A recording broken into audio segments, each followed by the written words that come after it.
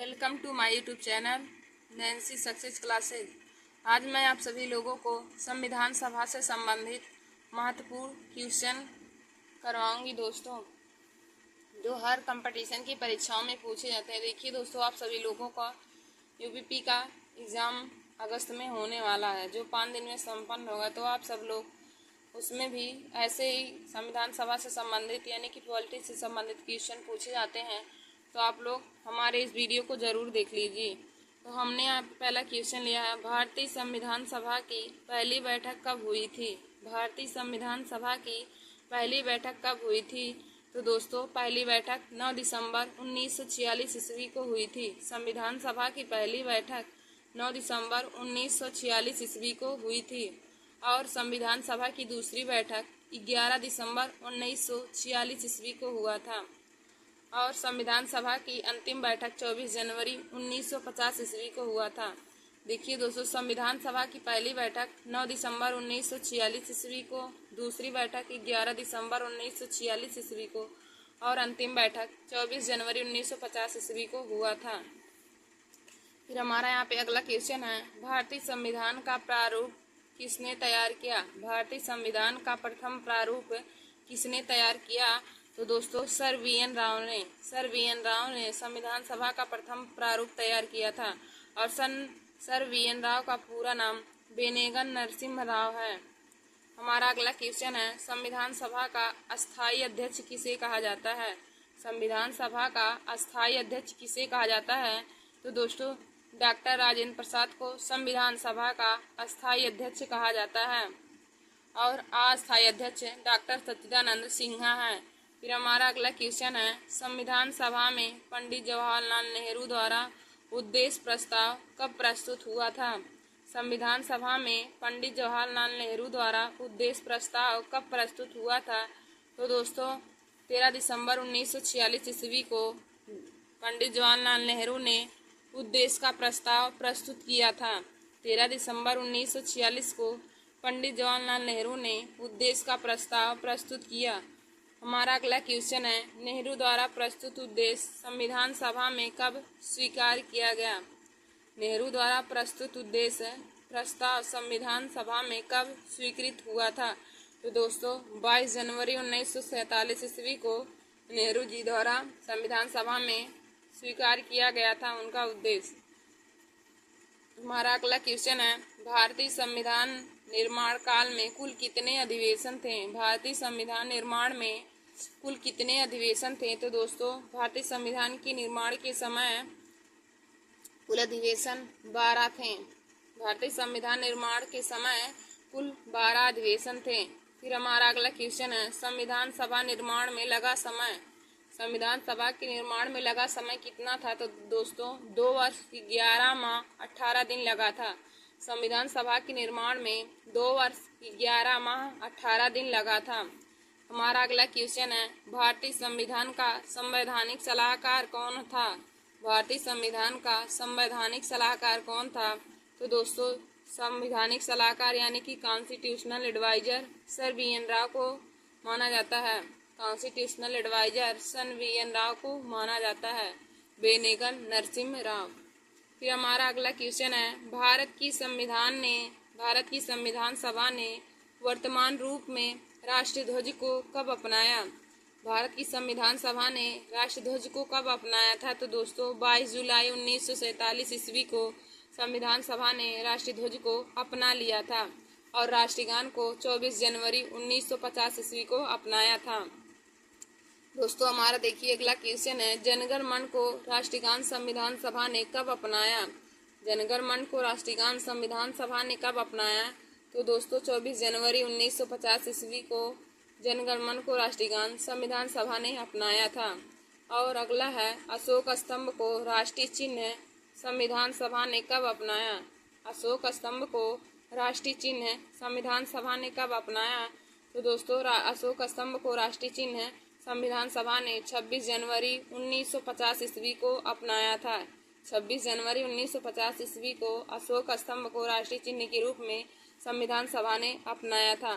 देखिए दोस्तों, राष्ट्रीय ध्वज को 22 जुलाई 1947 ईस्वी को अपनाया गया था। राष्ट्रीय ध्वज को संविधान सभा द्वारा 22 जुलाई 1947 ईस्वी को अपनाया गया था और जनगण मन को राष्ट्रीय गान के रूप में 24 जनवरी 1950 ईस्वी को और अशोक स्तंभ को राष्ट्रीय चिन्ह के रूप में संविधान सभा द्वारा 26 जनवरी 1950 ईस्वी को अपनाया गया था।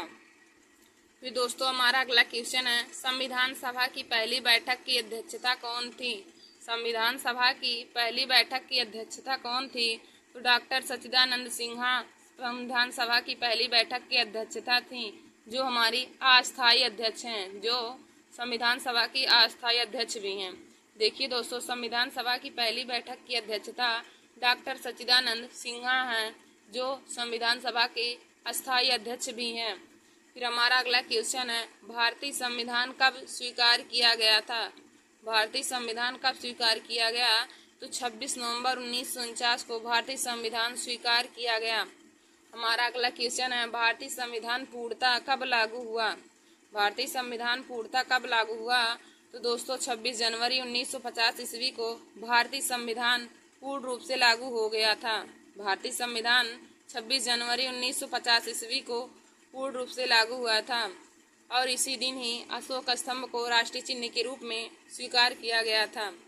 फिर हमारा अगला है, डॉक्टर राजेंद्र प्रसाद अस्थायी सदस्य कब चुने गए? डॉक्टर राजेंद्र प्रसाद अस्थायी सदस्य कब चुने गए? तो दोस्तों 11 दिसंबर 1946 ईस्वी को डॉक्टर राजेंद्र प्रसाद अस्थायी सदस्य चुने गए थे। डॉक्टर राजेंद्र प्रसाद अस्थायी सदस्य 11 दिसंबर 1946 ईस्वी को चुने गए थे। हमारा अगला क्वेश्चन है, भारत का संविधान कितनी भाषाओं में लिखा गया है?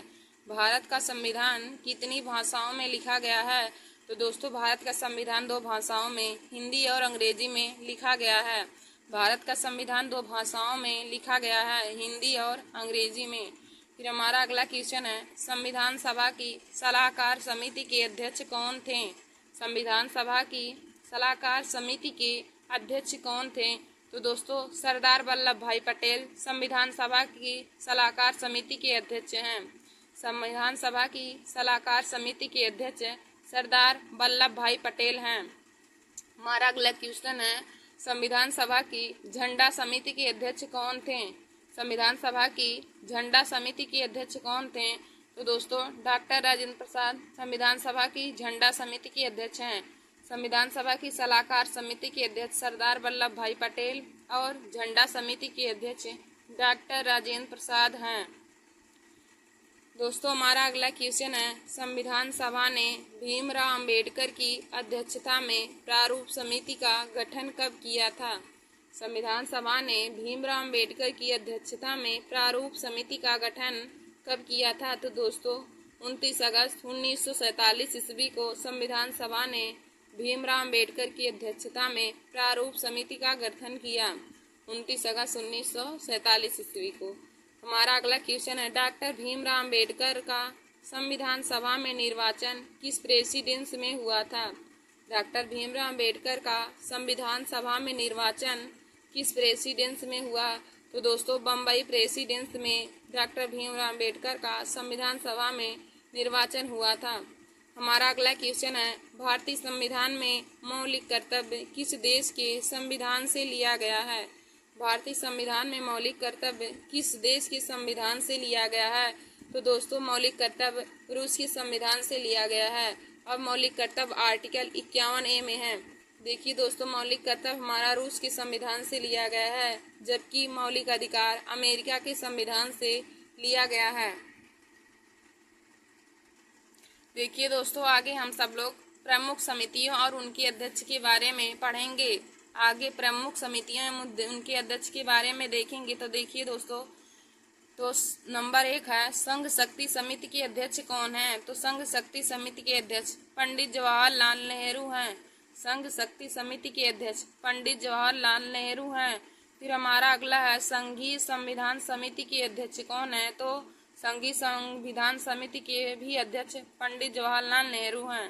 संघ शक्ति समिति और संघीय संविधान समिति दोनों के ही अध्यक्ष पंडित जवाहरलाल नेहरू हैं। हमारा अगला क्वेश्चन है प्रांतीय संविधान समिति के अध्यक्ष कौन है? प्रांतीय संविधान समिति के अध्यक्ष कौन है? तो दोस्तों सरदार वल्लभ भाई पटेल प्रांतीय संविधान समिति के अध्यक्ष हैं। फिर हमारा अगला है प्रारूप समिति के अध्यक्ष कौन है, तो डॉक्टर भीमराव अम्बेडकर प्रारूप समिति के अध्यक्ष हैं। फिर अगला है मौलिक अधिकारों एवं अल्पसंख्यकों संबंधी समिति प्रक्रिया नियम समिति के अध्यक्ष कौन है। मौलिक अधिकारों एवं अल्पसंख्यकों संबंधी समिति के अध्यक्ष कौन है, तो सरदार वल्लभ भाई पटेल हैं। फिर अगला है प्रक्रिया नियम समिति के अध्यक्ष कौन है, तो डॉक्टर राजेंद्र प्रसाद प्रक्रिया नियम समिति के अध्यक्ष हैं। फिर दोस्तों हमारा अगला है राज्यों के लिए समिति के अध्यक्ष कौन है। राज्यों के लिए समिति के अध्यक्ष कौन है, तो पंडित जवाहरलाल नेहरू। राज्यों के लिए समिति के अध्यक्ष पंडित जवाहरलाल नेहरू हैं। हमारा अगला 8वां है संचालन समिति के अध्यक्ष कौन है, तो संचालन समिति के अध्यक्ष डॉक्टर राजेंद्र प्रसाद जी हैं। संचालन समिति के अध्यक्ष डॉक्टर राजेंद्र प्रसाद जी हैं। दोस्तों फिर हमने यहाँ पे देखा प्रमुख समितियां एवं उनके अध्यक्ष के बारे में। फिर हम लोग यहाँ पे आगे क्वेश्चन लेंगे।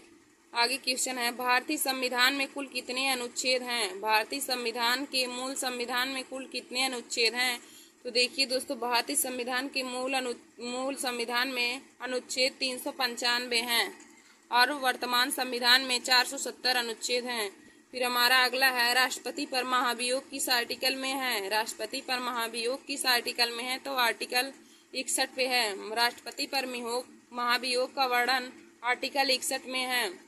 हमारा अगला है विधि के समक्ष समानता का अधिकार किस आर्टिकल में है, तो विधि के समक्ष समानता का अधिकार हमारा अनुच्छेद 14 में है। विधि के समक्ष समानता का अधिकार अनुच्छेद 14 में है। दोस्तों हमारा अगला है धर्म जाति लिंग के आधार पर भेदभाव प्रतिषेध किस आर्टिकल में है। धर्म जाति लिंग के आधार पर भेदभाव प्रतिषेध किस आर्टिकल में है, तो आर्टिकल 15 में है। फिर हमारा अगला है अस्पृश्यता का अंत का प्रावधान किस आर्टिकल में है। अस्पृश्यता का अंत का प्रावधान किस आर्टिकल में है, तो दोस्तों आर्टिकल 17 में है। फिर हमारा अगला है उपाधियों का अंत किस आर्टिकल में है। उपाधियों का अंत किस आर्टिकल में है, तो उपाधियों का अंत आर्टिकल 18 में है।